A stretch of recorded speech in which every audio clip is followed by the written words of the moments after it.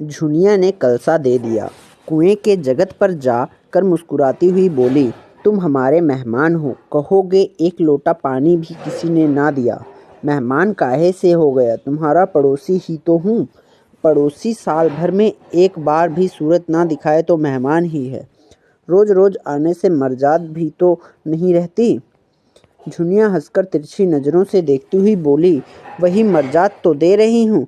महीने में एक बार आओगे ठंडा पानी दूंगी, 15वें दिन आओगे चिलम पाओगे, 7वें दिन आओगे खाली बैठने को माची दूंगी, रोज रोज आओगे कुछ ना पाओगे।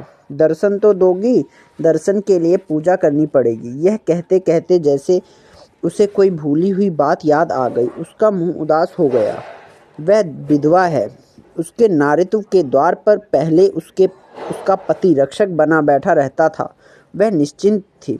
अब उस द्वार पर कोई रक्षक न था, इसलिए वह उस द्वार को सदैव बंद रखती थी। कभी कभी घर के सूनेपन से ऊगता कर वह द्वार खोलती है, पर किसी को आते देखकर भयभीत होकर दोनों पट भेड़ लेती है। गोबर ने कलसा भर कर निकाला।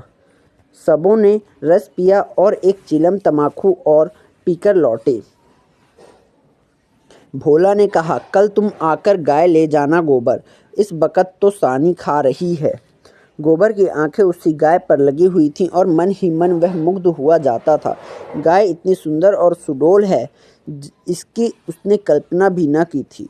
होरी ने लोभ को रोककर कहा, मंगवा लूँगा, जल्दी क्या है, तुम्हें जल्दी ना हो, हमें तो जल्दी है। उसे द्वार पर देखकर तुम्हें वह बात याद रहेगी। उसकी मुझे बड़ी फिक्र है दादा, तो कल गोबर को भेज देना। दोनों ने अपने अपने खांचे सिर पर रखे और आगे बढ़े। दोनों इतने प्रसन्न थे मानो ब्याह करके लौटे हों। होरी को तो अपने चिर संचित अभिलाषा के पूरे होने का हर्ष था और बिना पैसे के। गोबर को इससे भी बहुमूल्य वस्तु मिल गई थी। उसके मन में अभिलाषा जाग उठी थी।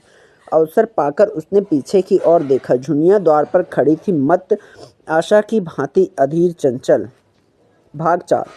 होरी को रात भर नींद नहीं आई। नीम के पेड़ तले अपने बांस की खाट पर पड़ा बार तारों की ओर देखता था। गाय के लिए नांद गाड़नी है, बैलों से अलग उसकी नांद रहे तो अच्छा। अभी तो रात को बाहर ही रहेगी, लेकिन चौमासे में उसके लिए कोई दूसरी जगह ठीक करनी होगी। बाहर लोग नज़र लगा देते हैं, कभी कभी तो ऐसा टोना टोटका कर देते हैं कि गाय का दूध भी सूख जाता है। थन में हाथ ही नहीं लगाने देती, लात मारती है। नहीं, बाहर बांधना ठीक नहीं, और बाहर नांद भी कौन गाड़ने देगा। कारिंदा साहब नज़र के लिए मुंह फैलाएंगे। छोटी छोटी बात के लिए राय साहब के पास फरियाद ले जाना भी उचित नहीं, और कारिंदे के सामने मेरी सुनता कौन है। उनसे कुछ कहूँ तो कारिंदा दुश्मन हो जाए। जल में रहकर मगर से बैर करना बुड़बकपन ही है। भीतर ही बांधूंगा। आंगन है तो छोटा सा, लेकिन एक मुड़ैया डाल देने से काम चल जाएगा। अभी पहला ही बयान है। 5 सेर से कम क्या दूध देगी। सेर भर तो गोबर ही को चाहिए। रुपया दूध देखकर कैसी ललचाती रहती है। अब पिए जितना चाहे। कभी कभी 2-4 सेर मालिकों को दे आया करूँगा। कारिंदा साहब की पूजा भी करनी ही होगी, और भोला के रुपए भी दे देना चाहिए। सगाई के ढकोसले में उसे क्यों डालूं। जो आदमी अपने ऊपर इतना विश्वास करे उससे दगा करना नीचता है। 80 रुपए की गाय मेरे विश्वास पर दे दी। नहीं, यहाँ तो कोई एक पैसे को नहीं पतियाता। सन में क्या कुछ ना मिलेगा। अगर 25 रुपए भी दे दूं तो भोला को ढाढ़स हो जाए। धनिया से नाहक बता दिया। चुपके से गाय लाकर बांध देता तो चकरी जाती। लगती पूछने, किसकी गाय है, कहाँ से लाए हो, खूब दिख करके तब बताता। लेकिन जब पेट में बात पचे भी, कभी 2-4 पैसे ऊपर से आ जाते हैं, उनको भी तो नहीं छिपा सकता। और यह अच्छा भी है। उसे घर की चिंता रहती है। अगर उसे मालूम हो जाए कि इनके पास भी पैसे रहते हैं तो फिर नखड़े बघाड़ने लगे। गोबर जरा आलसी है। नहीं, मैं गऊ की ऐसी सेवा करता कि जैसी चाहिए। आलसी वालसी कुछ नहीं है। इस उम्र में कौन आलसी नहीं होता। मैं भी दादा के सामने मटरगश्ती ही किया करता था। बेचारे पहर रात से कुट्टी काटने लगते, कभी द्वार पर झाड़ू लगाते, कभी खेत में खाद फेंकते। मैं पड़ा सोता रहता। कभी जगा देते तो मैं बिगड़ जाता और घर छोड़कर भाग जाने की धमकी देता था। लड़के जब अपने माँ बाप के सामने भी जिंदगी का थोड़ा सा सुख न भोगेंगे तो फिर जब अपने सिर पड़ गई तो क्या भोगेंगे। दादा के मरते ही क्या मैंने घर नहीं संभाल लिया। सारा गांव यही कहता था कि होरी पर घर बर्बाद कर देगा, लेकिन सिर पर बोझ पड़ते ही मैंने ऐसा चोला बदला कि लोग देखते रह गए। शोभा और हीरा अलग ही हो गए। नहीं, आज इस घर की और ही बात होती। 3 हल एक साथ चलते, अब तीनों अलग अलग चलते हैं। सब समय का फेर है। धनिया का क्या दोष था। बेचारी जब से घर में आई कभी तो आराम से न बैठी। डोली से उतरते ही सारा काम सिर पर उठा लिया। अम्मा को पान की तरह फिरती रहती थी। जिसने घर के पीछे अपने को मिटा दिया। देवरानियों के से काम करने को कहती थी तो क्या बुरा करती थी।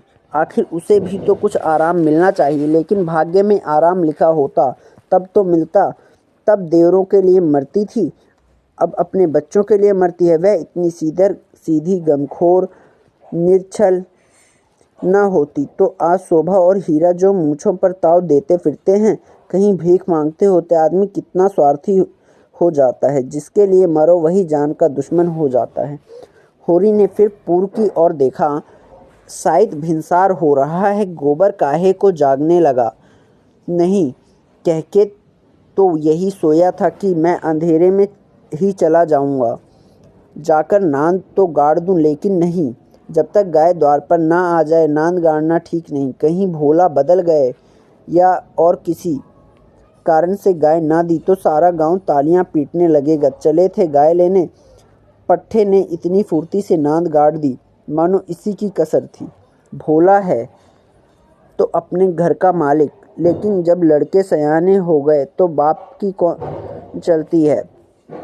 कामता और जंगी अकड़ जाए तो क्या भोला अपने मन से गाय मुझे दे देंगे? कभी नहीं। सहसा गोबर चौंक उठ बैठा और आंखें मलता हुआ बोला, अरे यह तो भोर हो गया। तुमने नांद गाड़ दी दादा?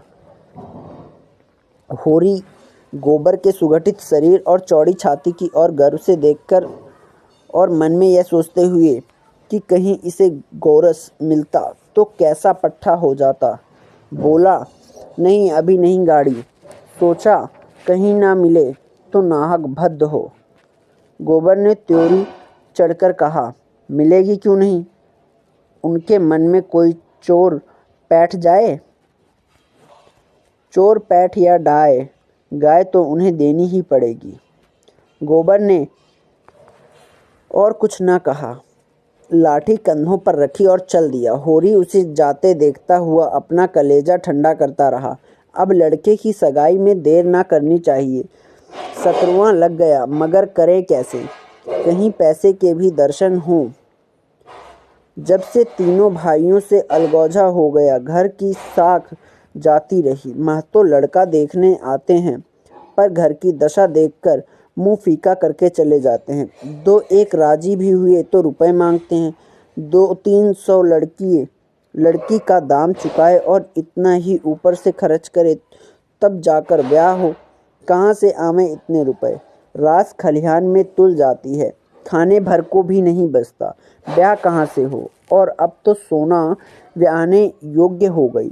लड़के का ब्याह ना हुआ ना सही, लड़की का ब्याह ना हुआ तो सारी बिरादरी में हंसी होगी। पहले तो इसी की सगाई करनी है, पीछे देखी जाएगी।